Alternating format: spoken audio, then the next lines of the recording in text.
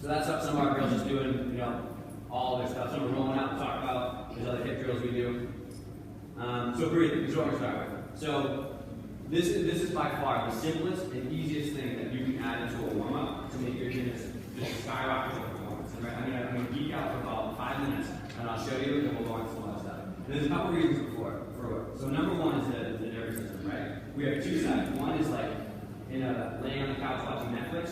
One is like going for a huge passion, right? Two ends of the spectrum. We call it like a fight or flight, right? So that's the right end, and then like just chill out. That's the left end. And it's very important that the gymnast knows how to go to both sides of the spectrum. And so what side do you think man gymnast exists on?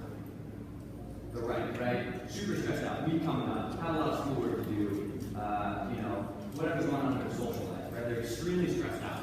And if they come in, so I talked about the guy on the stereo, if they're at 7 out of 10, it's exhausting to live at 7 out of 10. All day long, you train all day long, right? It's very stressful for me not to gymnastics, or you feel like, let's say sometimes it's very stressful because I'm winning routines and freaking out. So if you're living at 7 out of 10, number one, you're tired. Number two, you can't really go anywhere to 10 out of 10, right? Because we want 10 out of 10, like for a skill or a routine. But if you're living at 7, you only have 1, 2, 3 notches to go. Versus, if you get them in a breathing situation where they calm down before workout, and now they're relaxed, they can go from 2 to 10, right? And then same thing on the back end of the workout, after you do strength, they have to go back down to that side. That's what recovery is.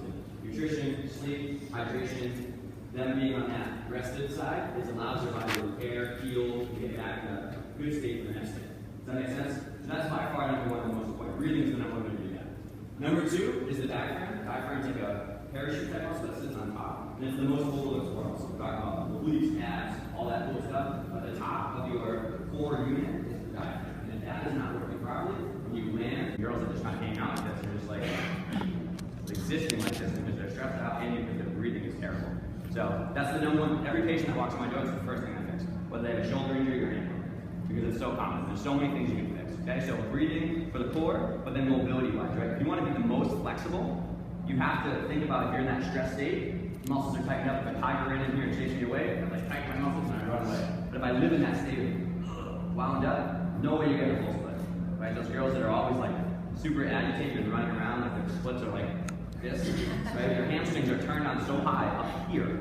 It's not about the muscle being relaxed. It's about the dial being turned up too much. So if they sit down and breathe for 5 cycles, sometimes they're like, oh, all right, feel a little better. Doing that in soft tissue work, that's how you can get more flexible fast without stretching. And I've seen it happen. Breathing drills, a little bit of soft tissue work, and they're like, feel great. Okay? Rather than just kind of maybe pushing them more.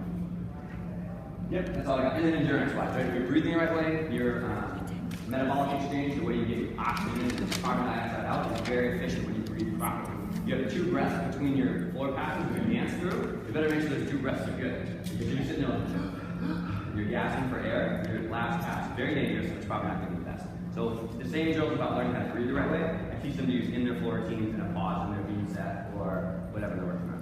Make sense? So I hope I just convinced you why you do breathing drills every day. It's so important, and it's very simple. It's very simple. And we'll show that right now. Can I have that?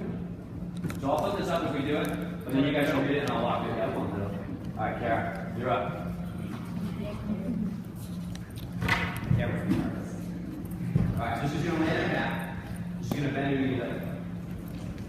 You're short. This is going on. Okay, so I'll just bend them on the wall. Right? So they rest their feet at the wall like this. You go to the apart. So we rest them like this because their diaphragm, their pelvic floor, and their core muscles are completely aligned. It's like a perfect cylinder. So you can't, right? So she's going to go the wrong way first. They go like this. They go one hand on the chest, one hand on her belly. And then when they do it wrong, you can see up there, their upper chest lifts and their ribs flare up. How many times do you correct that? Right? Rib down, rib down, rib down, forward that, forward that, forward that. And it happens all the time. Okay, so breathe the wrong way, breathe in. And you can see it's like, it tilts up and it tilts back down. One more, just go up. Right, see how her chest is lifting really tall? If I took her and stood her up and she breathed in, it would look exactly like many of our gymnasts standing waiting behind. Right? And so when they're resting, they should be breathing the right way because they'll train it up top. The correct way to breathe, right? So if I do it the wrong way, chest moves up, they usually breathe through their mouth and their ribs bucket handle up like that, and their back extends, their pelvis tips forward. Right? I read this in a book the first time. I was like, wow, that's everything moves up. That's great. The right way to do it is thinking about breathing more through her ribs, kind of like pushing out this way with a little movement of her chest. So breathing through this hand.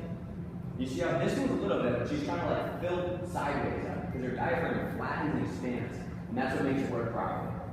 We with us so far? Not too much? Okay, cool. So this is all they do. This is it. They put their feet up on the wall, and they breathe in and breathe out 10 times. They go in through their nose, they hold it, and they breathe out. Right? And the biggest thing is that they breathe all the way out. People are all worried about breathing in. It's like, I gotta get oxygen, I gotta get oxygen in. The more important thing is they breathe out. So she's gonna breathe out as deep as she can. Breathe in. And now breathe all the way out. Breathe out, breathe out, breathe out. Keep one more. And she'll tell you, she feels her abs kick on 100%. Zero police. That one of their biggest jobs is to get that last little bit of air out. So if they're having trouble controlling their core and they can't stay tight, have them breathe all the way out and then like, and then their abs will kick on it. Hold that. Now they have like this rock solid core. Right? And you have to be able to breathe and control your core at the same time. It's important. Because if you're tired and you're breathing heavy, then you have the option of brain, you have to keep my core stable or live, or you can live. Yeah, I'm sorry.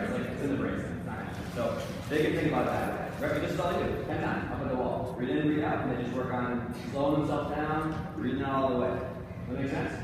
But if you come into our gym and you look at the wall, you'll see 40 girls lined up. Just all feet on the wall. I'm sorry, is this a quiet time, like they focus on themselves? Yep, just themselves. Yeah, if you're talking, you're not breathing in. Yep, you just chill out, feet up on the wall, in, out, 10 times, right? This is pre-practice. This is 15 minutes before practice, yep. Yep, so they do their heart rate, how much you sleep, how much you recover, and then they go to the wall and do their breathing drills. Cool?